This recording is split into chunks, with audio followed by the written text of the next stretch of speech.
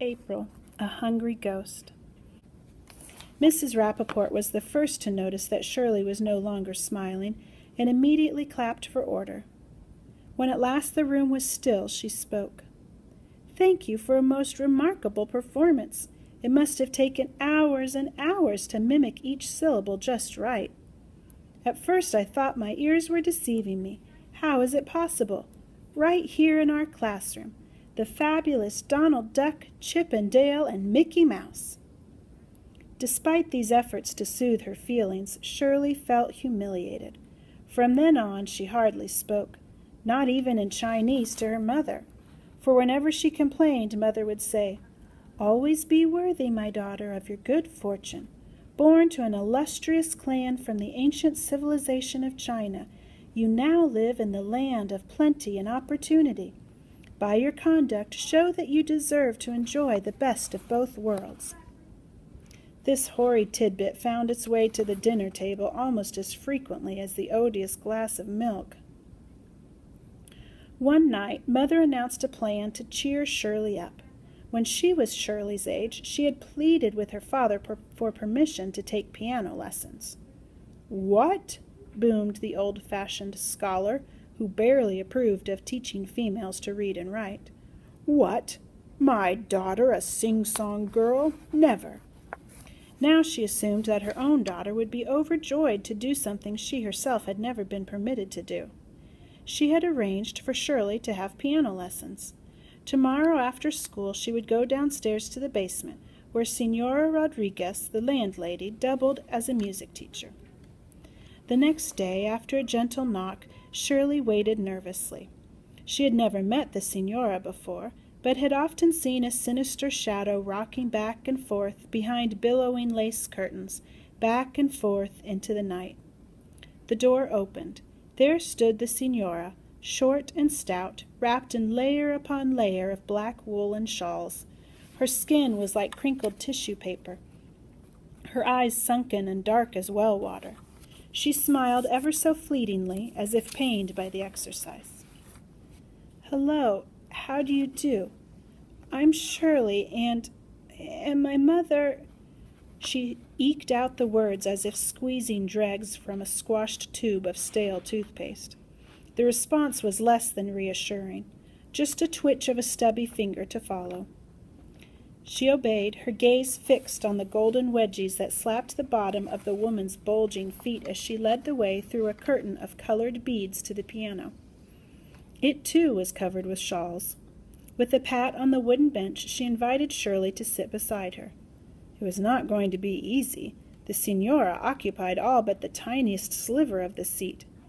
Only by locking her foot around a leg of the bench did Shirley manage to stay perched. Carefully, she twisted to face her teacher. Without a word, the Signora grimaced, and out came a set of upper and lower teeth, which she then casually set on the music stand. Stuck between the molars, something green. String beans or broccoli? Shirley tried not to look, but the teeth were exactly at eye level. Grinning like a newborn, the Signora now took Shirley's hands in hers. They felt surprisingly soft and warm, like a pair of mittens. When she finally spoke, her low, accented voice resembled the moaning of grandmother's favorite fortune-teller, frightening and fascinating all at once. "I will teach these hands to make music, the language of angels, angels who give happiness to all living things, things like little girls, see?" "I see. Bueno, we begin." Placing Shirley's thumb on a key, the Signora pressed it down to summon a note. "Do, this is do." Pushing her index finger, she said, "Re, this is re." And so it went until Shirley learned to name the white keys. At least 100 years seemed to have passed before Shirley could bend and unbend her stubborn fingers well enough to hit each of the 8 notes of the scale without disturbing its neighbor. By then her head ached, her fingers ached, her foot ached. This was not the language of angels, but the curse of demons. Did Mother not realize what she had been spared? Just when Shirley thought the ordeal was ended, Signora Rodriguez left the room and returned with a green bird in a cage. A little surprise."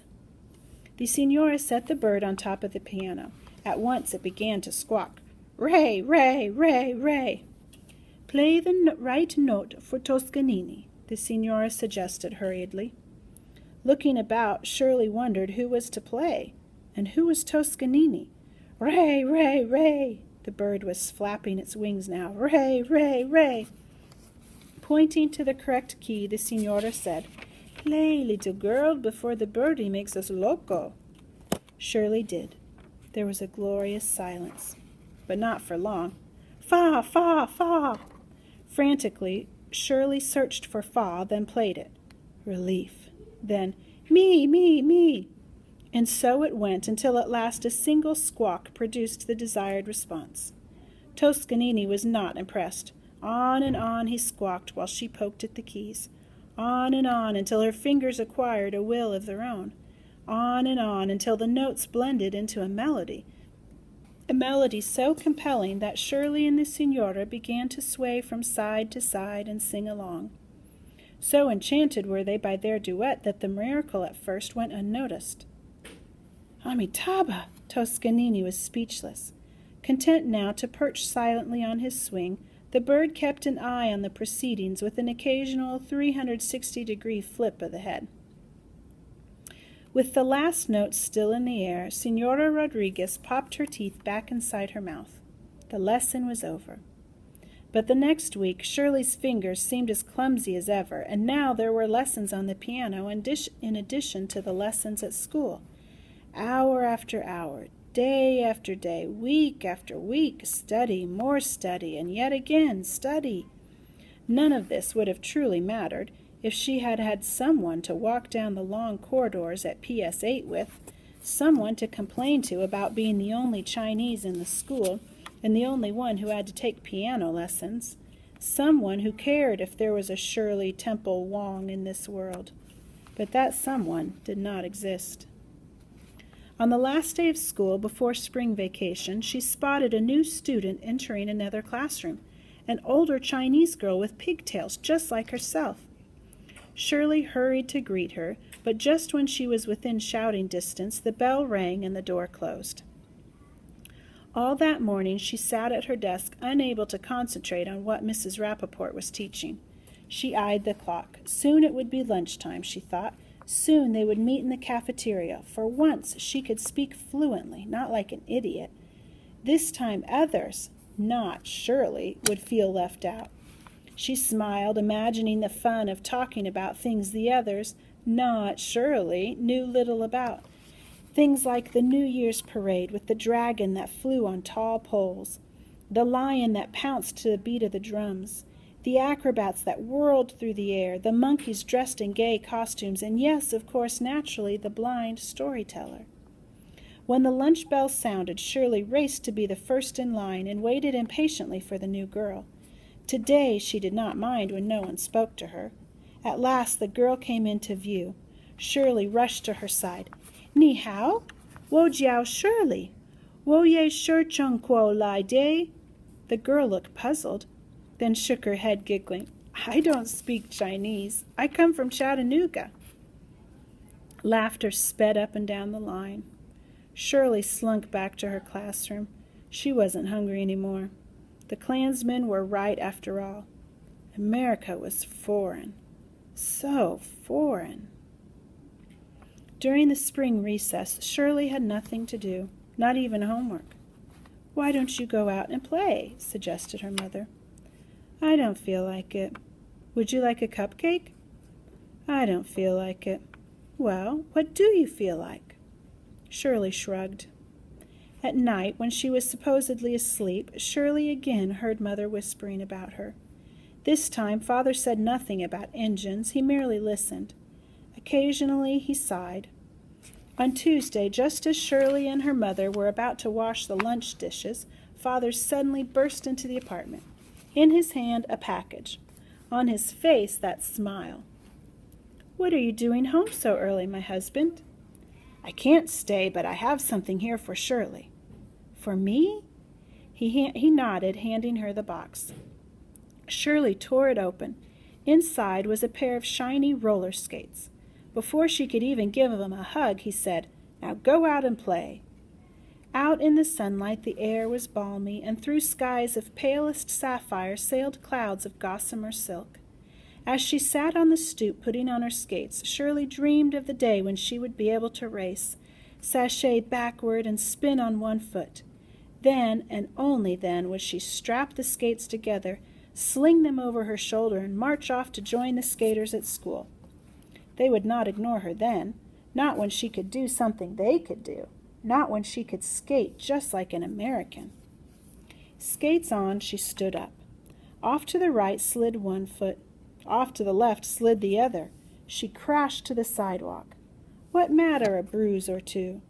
Without hesitation, but only after numerous false starts, she finally succeeded in scrambling back to an upright position.